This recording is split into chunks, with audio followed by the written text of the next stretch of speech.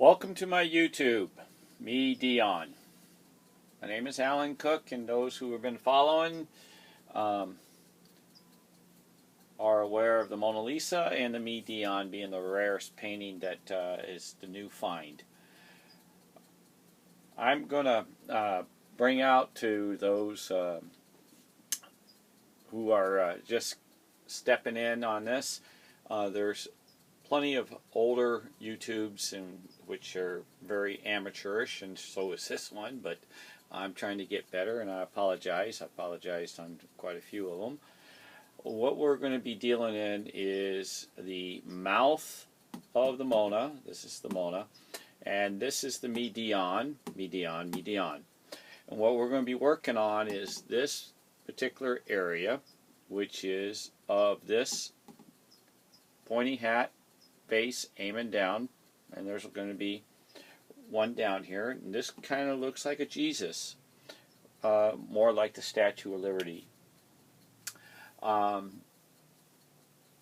Mona is in my painting, and in the Mona, my painting's in it. I still believe millions of times. He makes it walk across, and I will try to explain on this YouTube. Trying to get better on explaining, it's very difficult when you are very untalented on the computer system, but apparently I've been getting by. Now, this is the Mona, that's her mouth, and this is me Dion, and I'm going to overlay this particular piece, and you're going to notice that this image here is going to match up with this image. You're going to notice that there's an image in here that comes. You're going to see across here that comes, and you're going to see this little statue right here is going to match with this statue. So let me get that lined up with my arrow. And I'm going to go right across here. And there it is. It lines up. You got the mouth right here. You got the head right here. This particular piece doesn't come out that well, but this piece does up here. When we pull it down, you see this image in here, and you'll see this image in here. How it floats the same. It's got a beak. That has a beak. You put this back up, and you see the face and how it moves. The reason why it shifts, it moves. He's making love across. Now, what you have to understand about this image is many different images in here, but this is a person on top of a woman. This right here, or individual, and here's one laying down. Now the face is here, the face is here, then the face is here, and the face is barely here. And the reason is because it just keeps moving.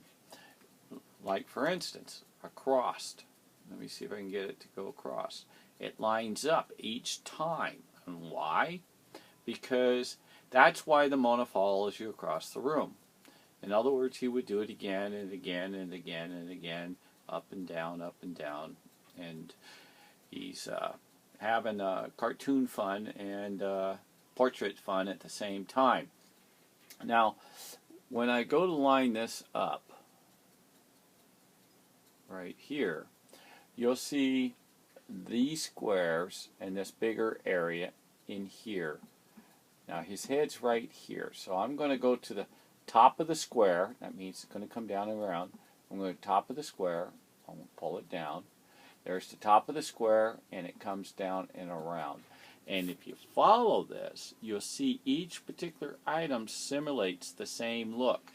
That's why he wants it to walk across the room. That's why the Mona follows you across the room. So what he did is made a television, like my father being in the TV business. I spoke on one of my other YouTubes. And it's like flickering a bunch of pages, like in the old days when the cowboys wanted to. They flipped pages and they watched the little guy run across the room. I forgot what they call it, but I guess I have to look it up for you guys. But what's difficult part is that you will see these images in here show up right in here. Very, very, very hard to show it more so than the others, for the reason is they really lightened up her face. And so for me to grab another image of and darken her face will take some time. But for those who have good eyes and those who have been following along, you're going to say, well, boy, that's pretty difficult, I know. Now you got a big old face of something down in here. I don't know what's in there, but you can see it here. And see, it's all faded out. And if you, sometimes on the screen after I'm done it shows up, but what you got to do is look for those points. And so that means if they're here, it's got to be there. That means it's been blanked out or blocked out or rubbed out or just not coming out on my usage. Now if I grab it and I pull this down, you'll find out she lines up again, for the reason is that he shifts it, he shifts it, he shifts it, he shifts it. See, you can see how that is right here. See, he keeps moving them. You see it, I and I and I and I and I and I and I. He keeps moving it, and he does it the same. That's how he knows what he wants to do, and he changes it somehow, knowing which chemicals are going to burst and which chemicals aren't. So, I guess he definitely has a better memory than me, because I've always been working on a car most of my life. I'm not no computer guy, but I've had to learn this system, and it's been difficult for me. It's a whole new trait. If anybody says I altered any of this stuff, man, I'm good, huh? Good pretender. I better go Hollywood. Anyway, there's another YouTube. Just want to let you know I will continue to find better and easier finds for you. Those are the beautiful pictures. Here's a picture of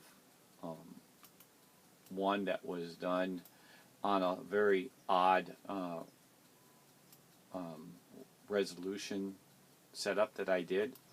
And to let you know, when you pull things out in a certain area, look at her hands. That's where her hands are. See? See her hands? Her hands? Okay. That is under a different pull. And then there's an owl in here. And then there's also a cat and many other things. But watch this area here. This right here. It's two lovebirds. Now, how is it two lovebirds? Watch this. That's the beak down here, and you'll see it here. Now watch, you'll see how it changes just on a rotation so slightly. Watch this. There it is. And he cartoons the bird. Can you believe that? He cartoons the bird. He puts a hat on it. He's got to make sure he brings his hat to his date. He kind of puts like one of those high school graduation square hat. But at least it does mind me. And this is the bird, and these are the feathers. But actually, it's her hands. Her hands are feathers. Birds and feathers.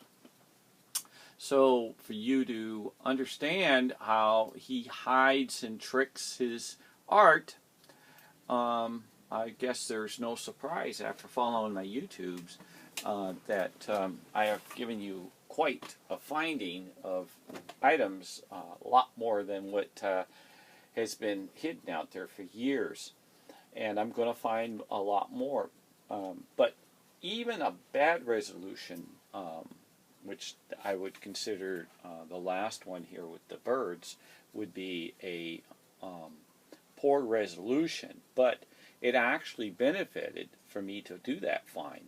So every single photo out of 70,000 photos I have has a good part to it and a bad part to it because it leads you.